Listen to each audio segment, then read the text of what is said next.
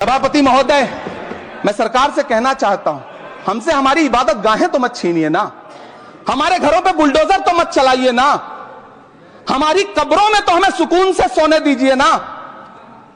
सभापति महोदय, आजाद साहब ने कहा था कि मुसलमानों कहां जा रहे हो, यह है तुम्हारा मुल्क, यहां तुम्हारे आबाओ अजदाद की कब्रें हैं। उस वक्त मौलाना आजाद की ये सदाएं सुन करके लोगों ने अपने सरों की गठरियां उतार करके रख दी थी।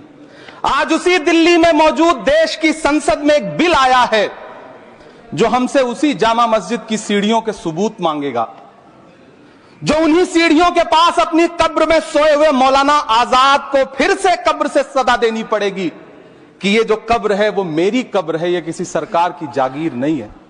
सभापति महोदय, मैं जहां खड़ा हूं इसी संसद भवन के सामने सड़क के उस पार अपनी कब्र में सोए हुए भारत के पूर्व राष्ट्रपति फखरुद्दीन अली अहमद की कब्र है।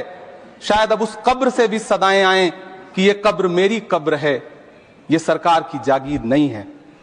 सभापति महोदय, मैं वक्फ कानूनों में किए जा रहे संविधान विरोधी बदलावों के खिलाफ बोलने के लिए खड़ा हुआ हूं। संविधान का आर्टिकल 14 हो, 29 हो, 30 हो, चीख चीख कर कहता है कि देश में सब बराबर के हकदार हैं।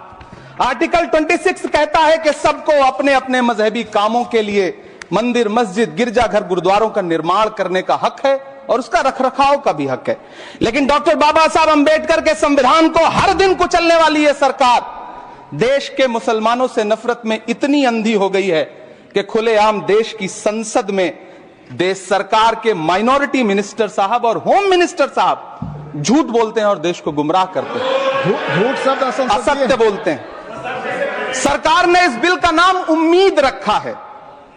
मंत्री जी कल से इसे देश के मुसलमानों के लिए नई उम्मीद बता रहे हैं। नहीं मंत्री जी, न तो यह बिल मुसलमानों के लिए नई उम्मीद है और न ही उम्मीद की नई किरण।